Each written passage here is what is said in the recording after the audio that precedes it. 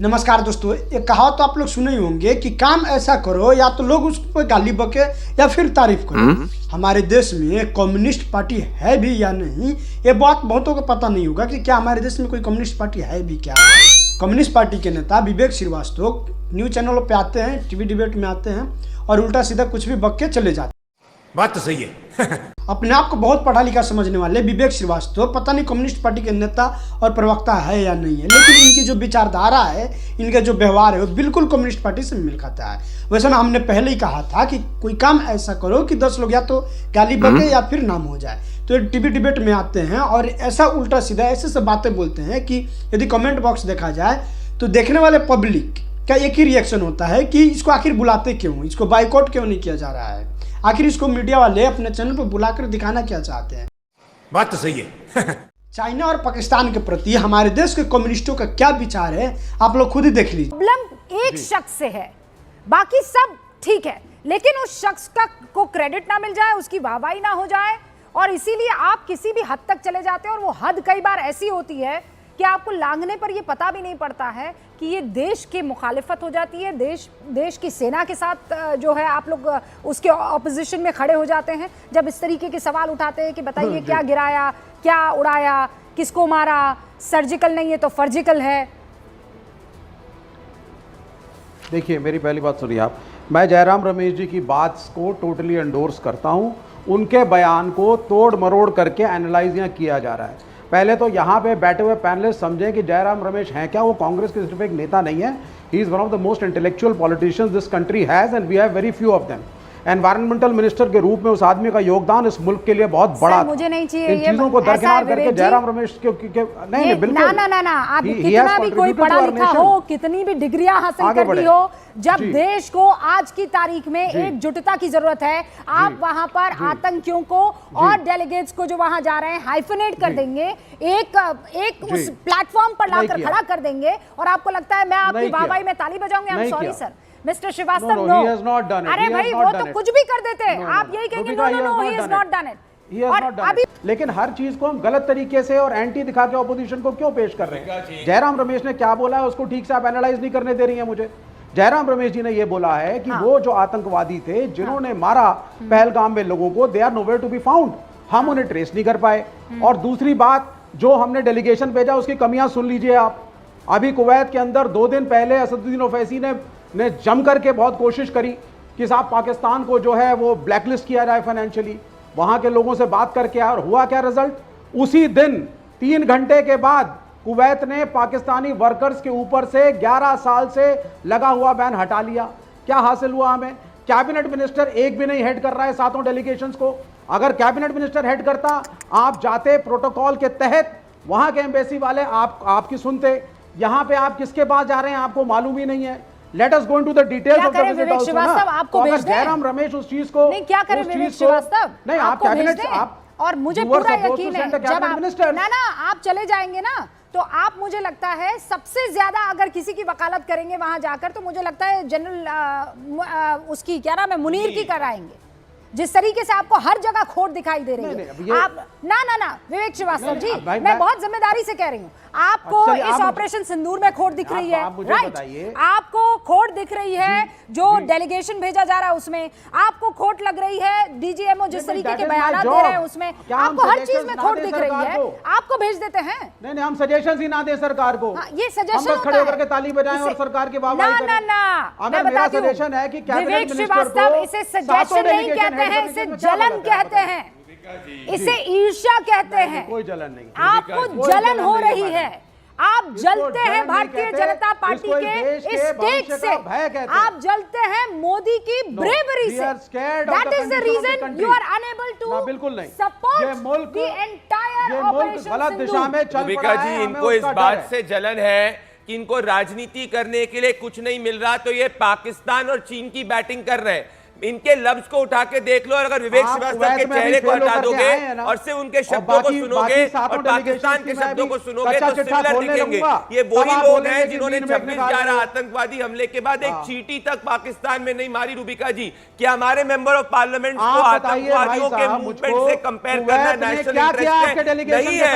ये टुकड़े गैंग है। 30 सेकंड दे रही हूँ ना, रुक जाइए, पहले बोल लेने दीजिए प्रदीप भंडारी को, फिर कुवैत की फिक्र आपको मैं कर देती हूँ। वो अभी आपने सुना ना, वो अभी वहां कराची इंटरनेशनल एयरपोर्ट पर पानी नहीं है, पानी नहीं है वहां पर। रूबिका जी, पाकिस्तान ठीक है, यहाँ कुवैत ने 11 साल का बैन हटा दिया। अरे तो क्या करें, हटा दिया तो हाँ, हमारे देश में रूबिका जी, इनको पहले इस मुल्क को सुधार लीजिए। आया ना निकल के, मन में छिपा हुआ, पड़ोसी मुल्क मन में छिपा हुआ प्रेम आया ना निकल के। जैसे ही मैंने कहा पाकिस्तान में पानी नहीं है, फौरन बोलने लगे, हाइफनेट करने लगे, फौरन हाइफनेट करने लगे कि हमारे हिंदुस्तान में कोई जगह नहीं है। ये वही लोग हैं जिनका आपने सही पकड़ा है। इंडस वाटर ट्रीटी हमने अवेंस में करी, विवेक श्रीवास्तव को आंसू आने चालू हो गए।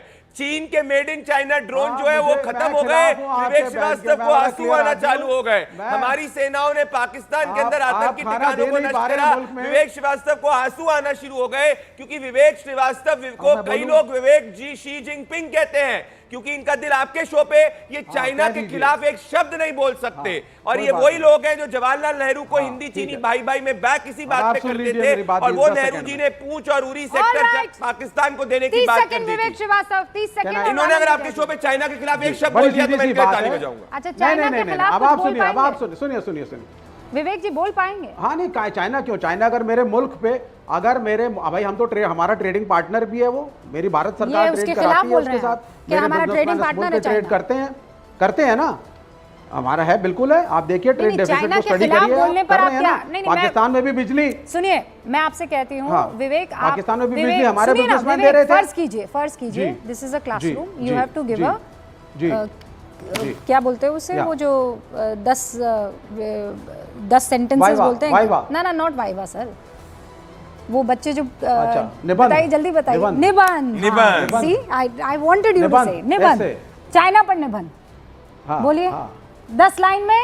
विवेक आपको चाइना पर निबंध बोलना। चाइना, हाँ बिल्कुल चाइना ने बहुत तरक्की करी है हमारे देश के बाद। रुको एक second Vivek, I know you are a last bencher, I know you are a last bencher, आपको टीचर की बात ठीक से समझ में नहीं आ रही है। मैं वापस खड़ी हुई ना तो गड़बड़ हो जाएगी विवेक। आप पाकिस्तान में पानी नहीं है, इससे आप क्यों खुशी मना रहे हैं भाई? मैं जैसे ही खड़ी होती हूँ भूचाल आ जाता है, वरना मैं खड़ी होकर पीछे जाती ब्लैक बोर्ड पर लिखती। विवेक श्रीवास्तव, आपको चाइना के विरोध में 10 सेंटेंस बोलने हैं। Time starts now. अच्छा, विरोध में बोलने हैं जी।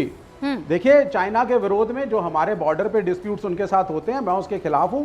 हमारे में प्रेम होना चाहिए, पार्टनरशिप होनी चाहिए, जॉइंट मिलिट्री एक्सरसाइजेस होनी चाहिए, उनको भी मानना चाहिए हम एक महान देश है। I stand for the friendship of India and China and also the friendship of India and Pakistan. के बेकार के युद्ध से क्या मिलेगा?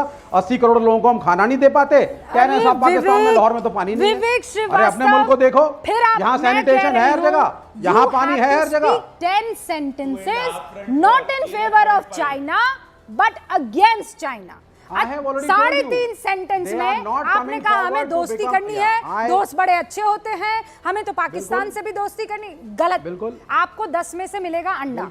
सॉरी, नहीं, अब नहीं, आप फेल हो गए, फेल हो गए आप। अपने सीपीएम के पॉलिट ब्यूरो के लेटर में नक्सलियों का पक्ष लेते हैं। जब नक्सलियों का इनकाउंटर होता है, वो कैसे चाइना के खिलाफ बोल सकते हैं? मेड इन चाइना ड्रोन्स को हमने मुंह तोड़ जवाब दिया, गलवान में चाइना की हालत खराब कर दी, पर विवेक नहीं बोल पाएंगे। अब समझ में आया आपको इनका दिल कहां पे है? रूबिका जी, 2.5 की बात हो रही है,